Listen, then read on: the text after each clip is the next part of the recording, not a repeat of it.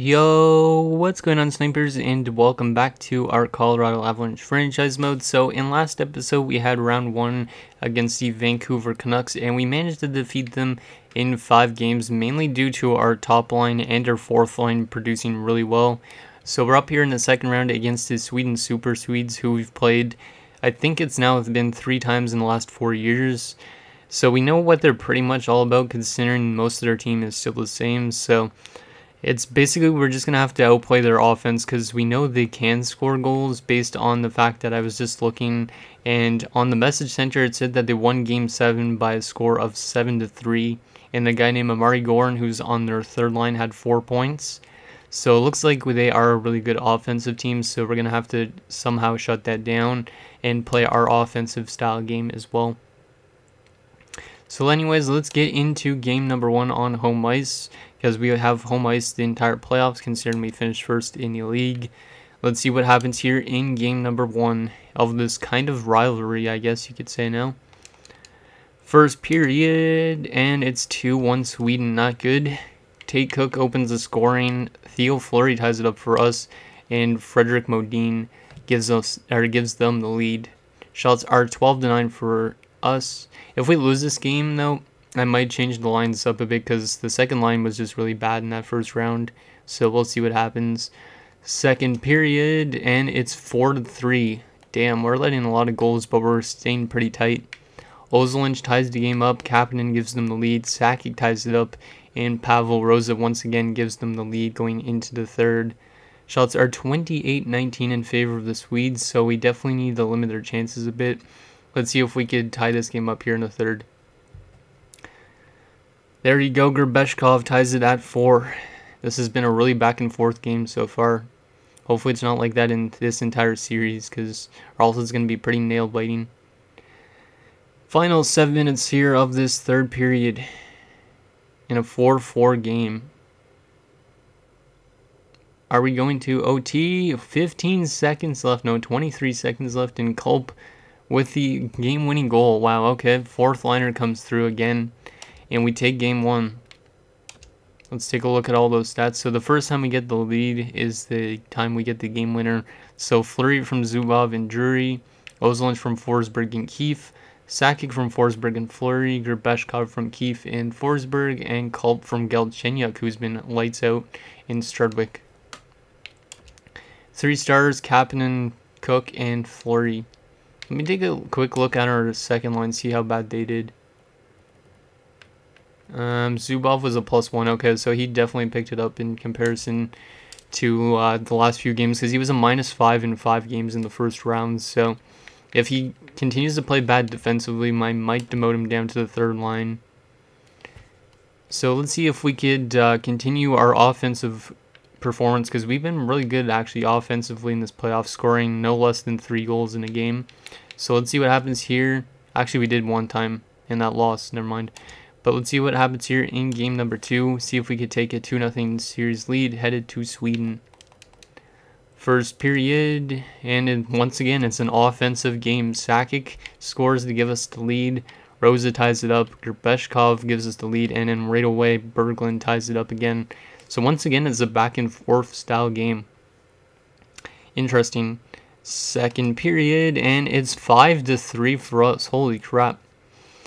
I guess this series is kind of like what we had a few years ago, because when we played Sweden last time, we had quite a few offensive goals against, and they had a lot of goals against. So yeah, this is pretty interesting. So Sakic gives us the lead, Kapanen ties it up again, but then Culp and Zubov gives us the lead.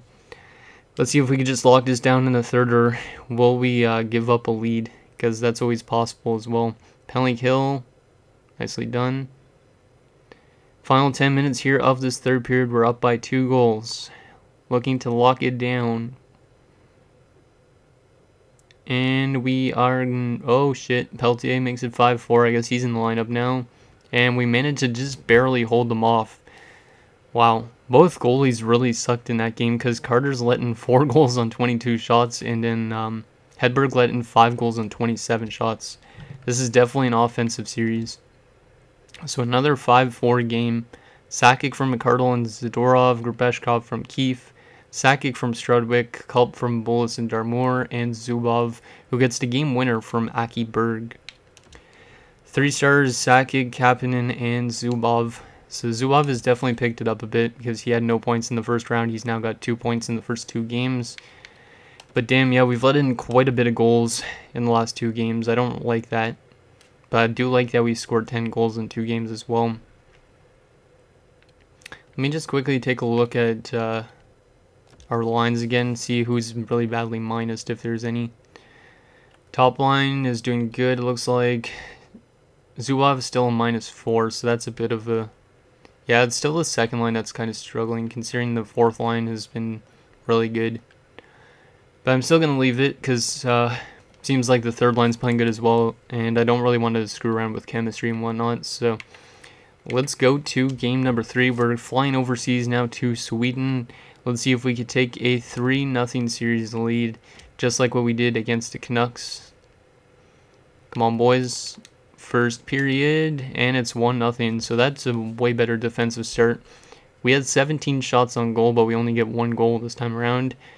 They had 8 shots and they did no goals. Let's see what happens here in the second, and it's still 1-0.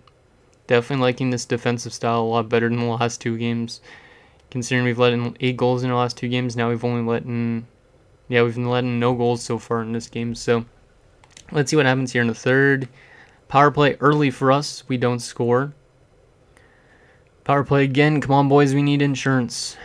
Final 10 minutes of this third period in a 1-goal game. Final 5 minutes almost. Time is winding down, and we are going to lock it down. Zadorov gets another, and he gets the hat-trick too. He gets 2 empty net goals. I've never seen 2 empty net goals by the same player in a game. But okay, Zadorov with the only goals in that game, and we win 3-0, and we have a 3-0 series lead. So Zadorov with his first, second, and third of the playoffs. First one was from Roach and Sakic, second was from McCardle, and his third was from Sakic and Henry. Interesting game there. So Zadorov gets first star, Carter the second star, and Hedberg the third. So Zadorov, who's on the third line, I think, produced... I know he's on the fourth line, I think, actually. No, he might be on the third line. Yeah, I think he's on the third line. But we're now 7-1 in this postseason, so we're playing very good hockey. We just need to kind of not have those mental breakdowns in some games, because... Here we let in 4 goals, and then here we let in 4 goals, and then in this game here against the Canucks we let in 5 goals. So we just gotta not have any of those games in this postseason if we can. So can we sweep Sweden and head to the conference finals? Can we go 8-1 in the postseason? That would be pretty big. First period, and it is 2-1 for us. Good job, boys. Rosa opens the scoring for them, but Kulp and Drury score for us.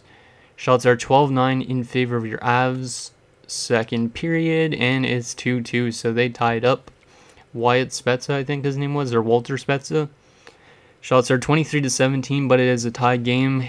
Come on, boys, let's go ahead here. There you go. Theo Fleury makes it a 3-2 game.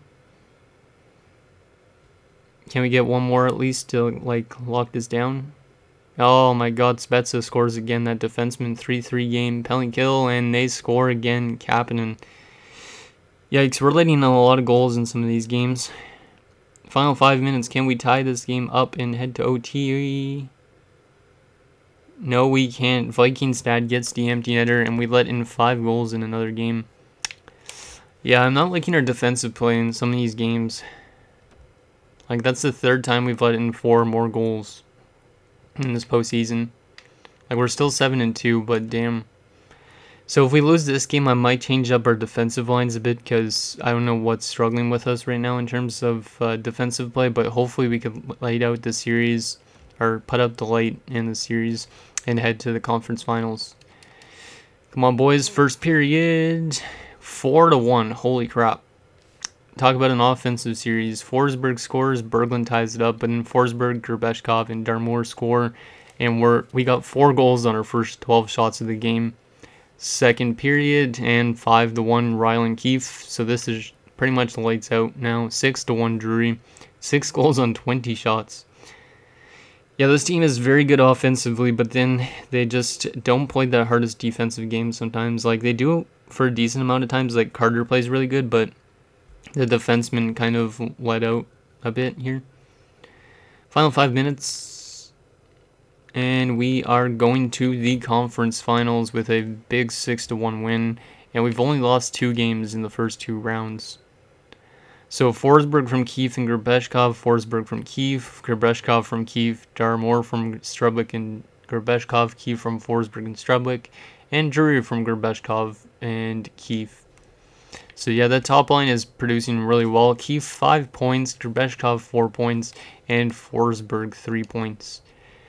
Yeah, Kiev is a very good acquisition. He might get a huge amount of growth just because of how he's played in these first 2 rounds. We're 8-2 in the postseason so far. So let's take a look at our player stats for the first 2 rounds, and then we'll see who we're up against in the conference finals. Okay, so player stats for the playoffs.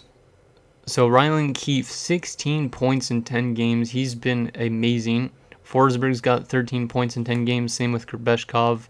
So that might be a very good top line of the future, even though Forsberg is kind of getting old. Sakic 7 points, even though he's like on the 3rd line. Galchenyuk 7 points. Strudwick 7 points. Bula's 6 points.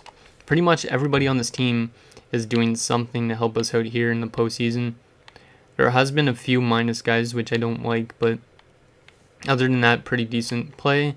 Goaltending wise, Ross Carter has been not the greatest, but he's not been horrible either. 2.5 goals against and a .919 save percentage, but he's got a really good record. Okay, so now who are we going up against in the conference finals? Is it going to be San Jose or is it going to be Phoenix? Who's available still in the East? Out of curiosity, New Jersey and the Islanders and Pittsburgh and Florida. Damn, I think that might be the first time Pittsburgh's made the postseason in this. Which is kind of realistic because I think in real life the first time they made the playoffs was 2007 when they got Crosby the year before. So that's kind of interesting. And it's going to be the Phoenix Coyotes in the conference finals. So we have played them multiple years ago, but we've never played them this late into the season. And then it's Pittsburgh in New Jersey in the East. So let's take a look at Phoenix's roster, see who they have now, because they've probably made quite a bit of changes. And yeah, okay, they've made some pretty big changes, but they do have a pretty good offensive core based on this. So they got Tkachuk, Briere, and Braden Sloan, who they signed in free agency. He was actually drafted by the Caps back in 2019. They also got Shane Doan. So yeah, that's a pretty good 4 out of the top 6 forwards. Then you also got Robert Reichel, who's dropping off, and Riley Siu, who's a low elite guy. Then you also got Sammy Savonin, Clark Wilm, and Martin Lapointe. So they do have a good mix of youth and older guys. And then 4th line, they got Matt Johnson, who's an enforcer, with Harry York and Steve Konowalchuk. Interesting. I do like their offensive core because they do got some good mix of youth and older guys, but at the same time, they might be kind of running out of time to win. On their defensive core, they got Tverdovsky and Jerry Tutu, Brian Barable, who's 18 years old, looking like a really good player, and Mike McBain, who used to play with us on our top 6 for a bit. And then also they got Ryder Chow and Eli Avani. So overall wise, based on our offense, we're probably around tied. I'd say maybe we're a bit better. And then defensively, we definitely have the upper hand. Goaltending wise, we have a huge upper hand. They're definitely a cheese team. Jesper Enlund, who's a 78 overall, had a really good season. And he's been not the greatest in the postseason, but he's gotten wins when he had to. And then Ladd, a 64 overall backup, but he has played really good in the playoffs, even though he lost that one game. Interesting. Scratch, they got Rob Brown, Greg Johnson, and Jason Daw. So overall wise, I think we could win this series if we could shut down to Chuck, Briere, Sloan, and Doan. Because other than that, they aren't the greatest team. So I think we should be able to do this. If we don't, it's because they're a cheese team, and some cheese teams go on to win Stanley Cups. So hopefully we can win that series, and hopefully we can move on to face either New Jersey or Pittsburgh. So anyways, thank you guys so much for watching, and we'll see you guys next time.